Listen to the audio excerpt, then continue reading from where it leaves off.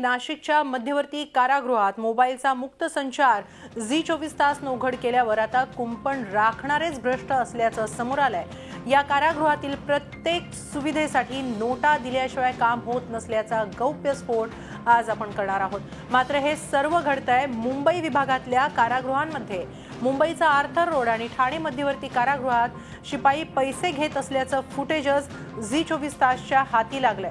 मुंबईतल्या 2 तरुणांनी या सर्व भ्रष्ट कारभाराचं स्टिंग करत कारागृहाचं पितळ उघडं पाडलंय।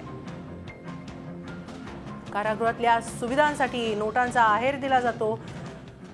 मुंबई विभागातल्या आर्थर रोड आणि ठाणे मध्यवर्ती कारागृहातील ही दृश्य आहेत जी झी24 तासच्या हाती लागलेली आहेत। 2 तरुणांनी याचं स्टिंग ऑपरेशन केलेलं आहे।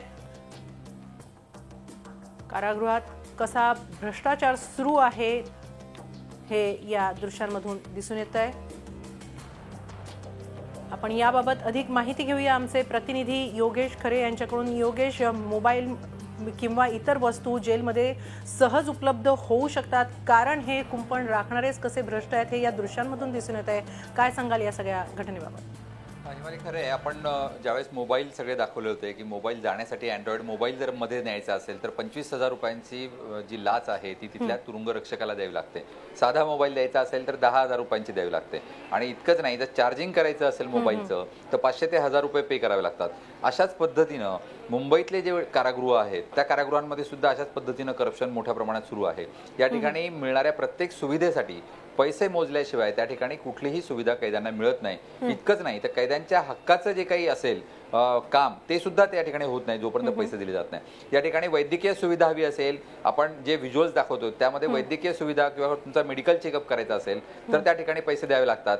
आणि त्याचबरोबर इतर कोणत्या नातेवाईकाला सुद्धा भेटायचं असेल तर नातेवाईकांना भेटण्याचे काही टर्म्स असतात। रक्ताच्या नाते जी असतात त्यांच्यासाठी काही वेगळे चार्जेस, किंवा त्या बाकीचे दुसऱ्या लोकांना भेटता येत नाही त्या ठिकाणी, पण रक्ताचं नातं दाखवून दुसऱ्या लोकांना त्या ठिकाणी भेट घडवून आणायची, किंवा काही राजकीय लोकांना किंवा मोठ्या नेत्यांना भेट घडवून आणायची, अशा यासाठी मोठ्या प्रमाणात या ठिकाणी पैसे मोजले जातात। आणि हे सगळं त्या व्हिज्युअल्स मध्ये दिसतंय किती मोठ्या प्रमाणामध्ये या ठिकाणी सगळे पैसे खाल्ले जातात।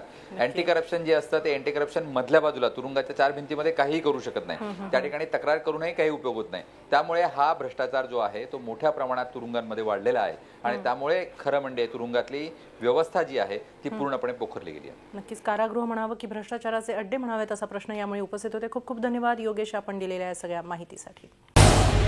झी24 तास रहा एक पाऊल पुढे।